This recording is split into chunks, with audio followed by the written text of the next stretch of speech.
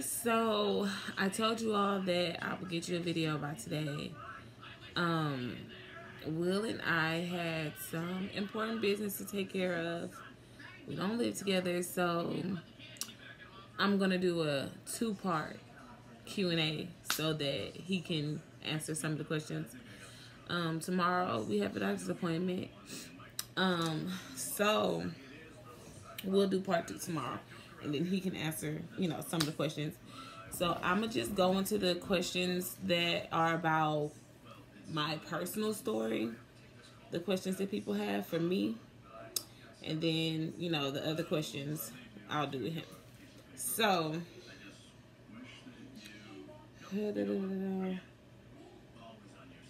someone asked, how did I come up with the name Savior, and does it have a meaning? Which, someone else asked me that too. So, one day, I was trying to go to sleep. This is before I even knew it was going to be a girl. I didn't even know the gender of her. And the word Savior came to mind, like, this baby would be my savior. So I was like, okay. But it was coming to me like Savior, but it was coming out like Savior. And I was just like, okay, I guess if it's a girl, it'd be Savior.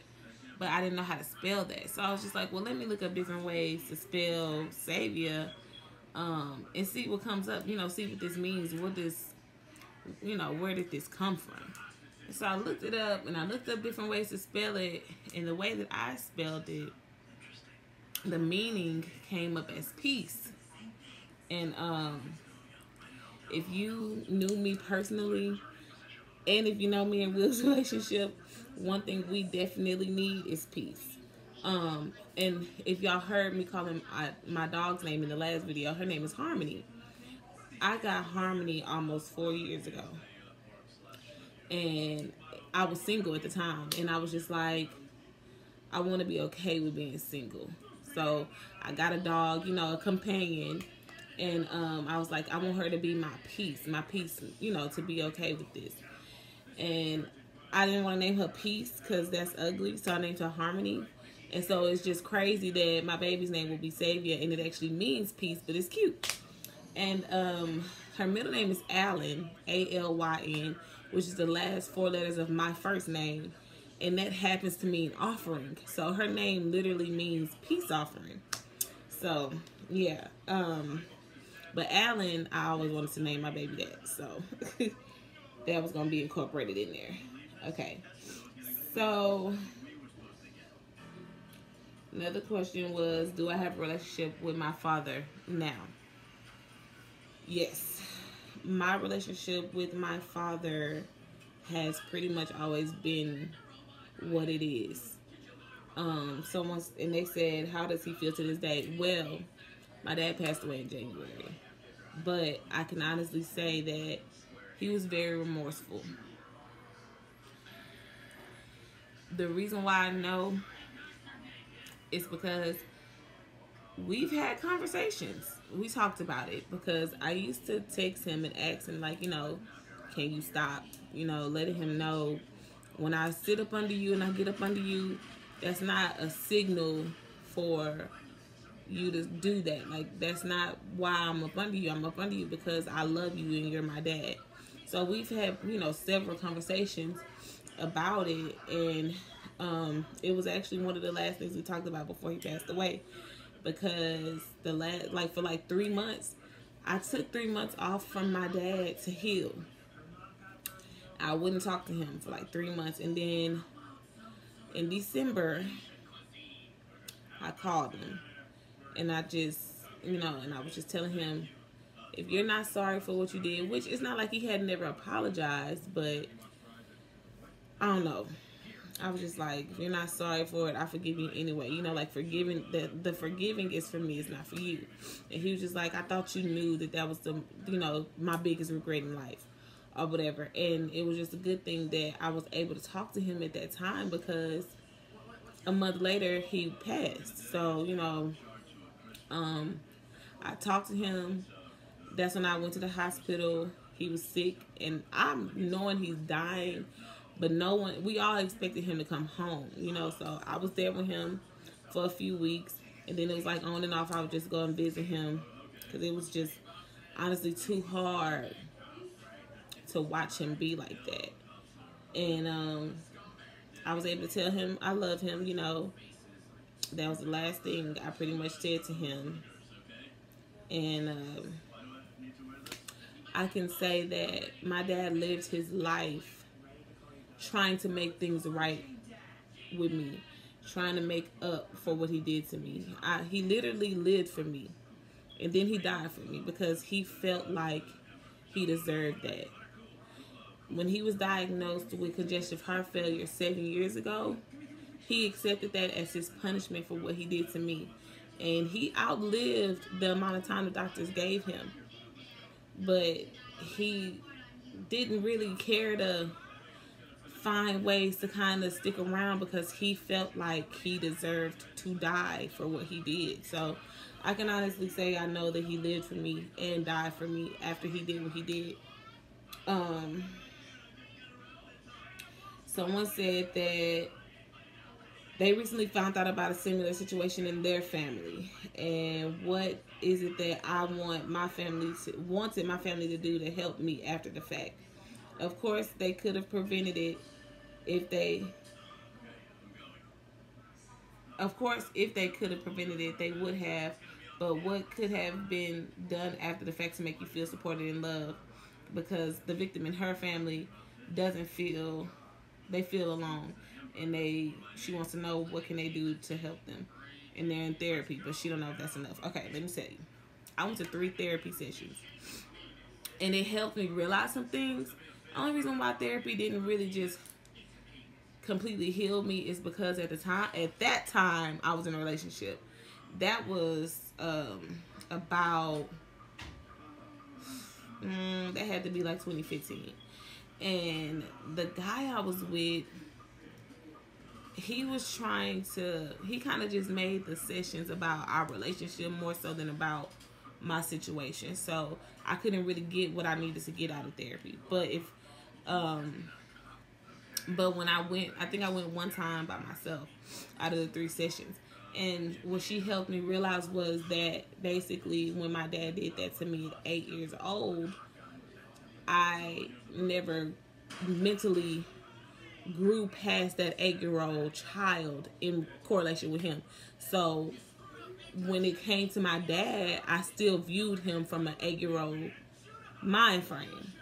Still to this day, it's still kind of hard because, I took his death really hard. You know, me and my dad, although my dad did what he did, we were like this.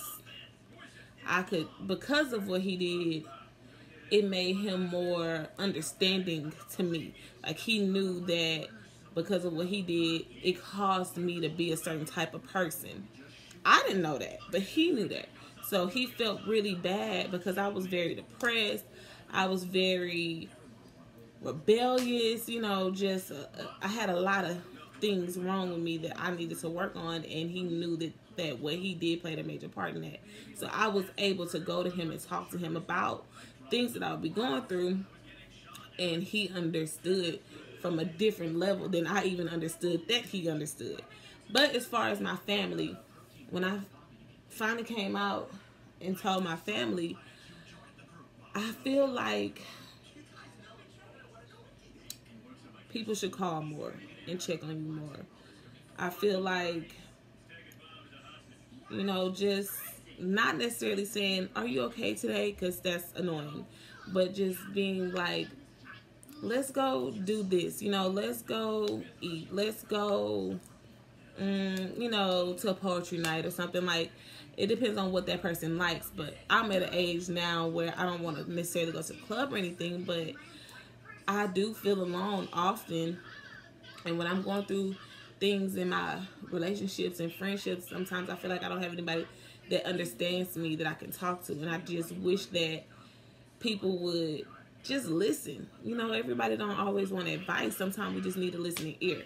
So if it was like, if I just had a shoulder to lean on when I was going through things, and you know,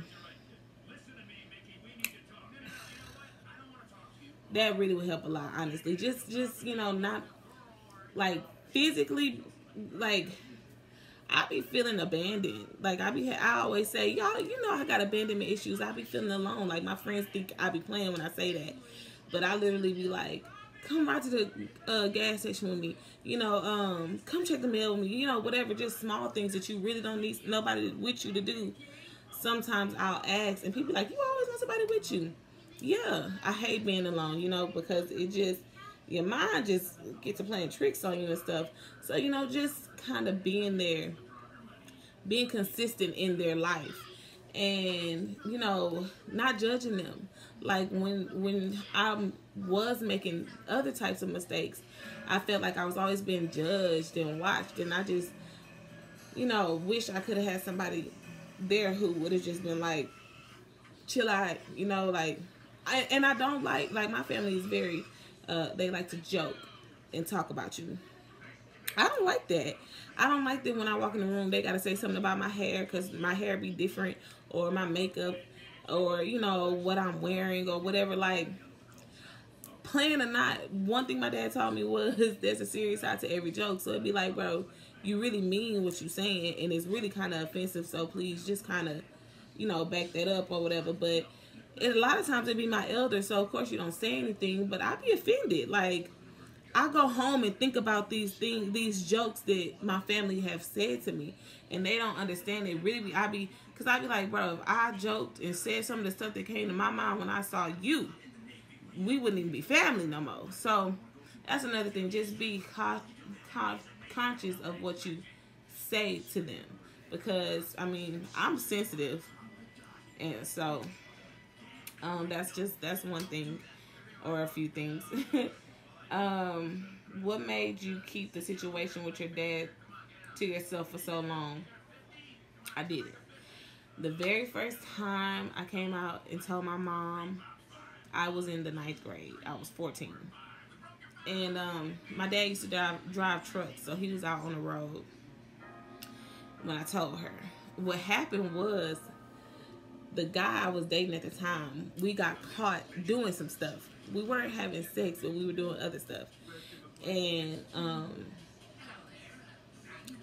when that happened, I needed my mom to know, like, you tripping off this, but really, this ain't my first encounter with a man. And the only reason why I'm even open to doing this type of stuff with my boyfriend is because of what I've already been taught. So I was trying to tell her, like, but I didn't come out like that and say it. I was just like, I don't remember how I came out and told her, but I told her. And she let my dad come home. So he came home from, wherever he was at out of town. And he convinced me to tell my mom I was lying, because he knew he was going to go to jail, whatever. And of course I didn't want my dad to go to jail. And my thing is, if a man could convince me to keep a secret for, however many years it had been at that time, what would make you think that he couldn't convince me to tell you I was lying about it? So he convinced me, and after that I just was like, okay, it didn't happen. And my mom was like, why would you make something like that up? Do you know I haven't eaten in 3 days, blah blah. And I'm just looking at her like, but I'm not upset with her. I guess at some point I did feel like she could have saved me at that point. And so I had some type of resentment towards her. But who wants to believe that, first of all, the man that you're with could do something like that to your child? Second of all, to their own child. Third of all, to you. So as an adult now, I understand why she didn't want to believe that. But I didn't wait that long until I came. By the 9th grade, when I started, doing my own thing, knowing what it was, I was ready to tell my mom about it. But she didn't do nothing about it. So I'm not upset with her. I don't fault her. It's just that was hard to believe. I can see, how that could be hard to believe. And it's not like, I mean, yeah, that's really it. That's all I can really say about that. Um, Someone asked me, what ways did it affect me later in life? And if I ever addressed it when I got older, or he did. I pretty much answered that part of the question. I definitely addressed it. Me and him definitely talked about it on several occasions before the last conversation about it. But how it affected me, it caused me to deal with people in relationships that I shouldn't have dealt with for longer periods of times that I should have, like I had boyfriends, I had girlfriends, and I was in relationships with them for long periods of time, and I was physically abused and or verbally abused, cheated on, all types of things that I should not have dealt with. Also, just dealing with guys that I should have never dealt with, that I wasn't in a relationship with, giving myself to people who did not deserve me. Seriously, like not knowing my worth, not thinking I was worth anything, and just giving myself to people who did not deserve to be able to say they had me. So, also, if a guy told me he loved me, that was it. Like, I believed that. And I took that and I ran with it. And I feel like that played a major part in it because I associated love with sex. So, if you love me, we having sex. Okay, so someone said, will I raise Savior based off of what I've been through? Hell yes. I'm going to be very cautious of where I allow her to go, and I'm not really going to be comfortable with her going, being around men until she's at an age where she could tell me what's going on and comprehend when I tell her not to allow certain things to happen. Why did he feel the need to do this? His reasoning, because like I said, we've had conversations, his reasoning was, he said, well, first of all, I was the first female born into his family after his mom passed. So, first of all, he was missing that motherly love, and I was a very nurturing child. Even as a child, I took very good care of my father. And that's why, as a girlfriend, I really give more to these niggas than they deserve. Because I really go all out, and they really don't be deserving it. But basically that, as well as he said my mom was mean. He said my mom was mean to him and stuff, and I just was a very nice person. And it just got intertwined. I mean, plus, I've always had a shape. Like, I'm a shape from my mom's side of the family. And even when I was, like, in diapers, people would tell my dad, like, you're going to need a shotgun. Like, I've always had a shape. I've always had a big butt. So, it's messed up, but that's just, it is what it is. Like, that's what it was. How did you let out the hurt you had while this was happening? How did you let out the hurt you had while this was happening? I don't really understand that. How did you let out the hurt? I don't really understand that one. But I guess to the best of my ability, I would just say I didn't know what was going on. I just went on by my life. Like, I didn't know I was hurting. I didn't realize I was hurting until I got older. So, and then it was time. By that time, it was time for me to start healing. So, where was everyone? As far as the people I live with, my brothers would be in their room. My mom would be in her room. My dad used to spend a lot of time on the couch. I don't know why. We lived in the hood, like I said. So maybe because he wanted to watch the bigger screen TV. I don't know. He would be in the living room. My mom would be in her room. My brothers would be in their room. I had my own room, so that's all I can think of as far as where was everyone. Am I still hurting? No. I can talk about this without crying. I'm fine. I understand that things happen to me because I'm built for something. Like, my purpose is greater than I can even ever begin to understand. And I know I have a great purpose. So it's like, if it's bigger than I can even imagine, so I'm not really worried about it anymore. Like I said, I took 3 months away from him while he was still here to do my healing. And I feel like I really did heal the remaining. And then I feel like his passing really forced me to heal, because my dad passed away 4 days later. I found out I was pregnant. So it was like, okay, now you can't be an 8-year-old little girl anymore, because now you have to be a mom. So it was just like, it ain't even about that no more. It's about you protecting your child and being who you need to be and walking in your purpose so that you can look after your daughter. How often was this happening? Like what time and where it was it was at home. When I was younger, it used to happen way more often. When I got older, it happened less and less and less, because I got stronger. I started being able to say no once I started realizing what it was. We would be at home and it would be like 4 o'clock in the morning. And I remember it because I still was able, like, after it stopped, I still would find myself waking up at 4 o'clock in the morning. I never even really knew why. Like, why am I always up at 4 o'clock in the morning? You know, I'll be sleeping, just pop up out of my sleep at 4 in the morning. That was why. Did he apologize? Did the apology mean anything to you? Yes, he apologized on several occasions. Yes, it was everything I needed, you know, because everybody doesn't get that apology. Some people get raped, some people get molested, and they never hear that I'm sorry. And that, me knowing that he really genuinely was remorseful for what he did, it helped me be able to forgive him, which helped me be able to heal. So yes, it definitely meant a lot. But some people are not sorry, and you have to be willing to forgive those people for yourself. What will it take to help you? Well, I'm 25 now. I'm grown. That's over with. It's been over with. And honestly, I went through everything on my own. Everything, I had to go through the healing process on my own. I had to pick myself up by myself. You know, nobody could really do none of that for me. Not the people I was in relationships with.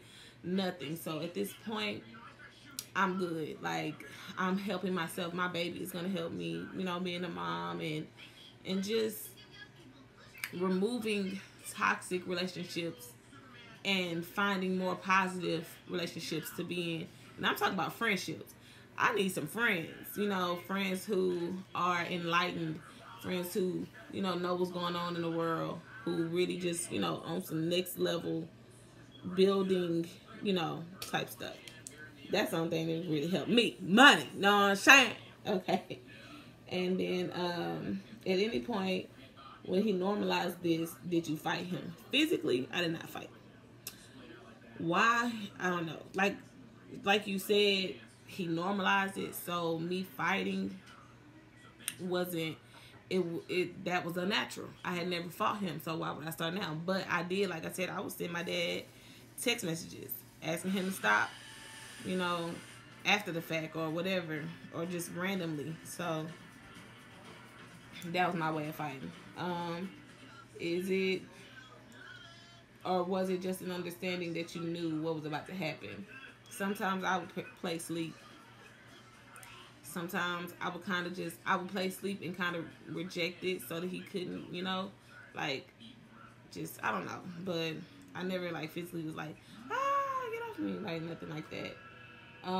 When he died, did it bring the little girl inside of you peace? No. It hurt like a motherfucker. Because I still loved my dad. You know, he still ended up being one of my best friends, like, honestly. So, and I still love him to this day.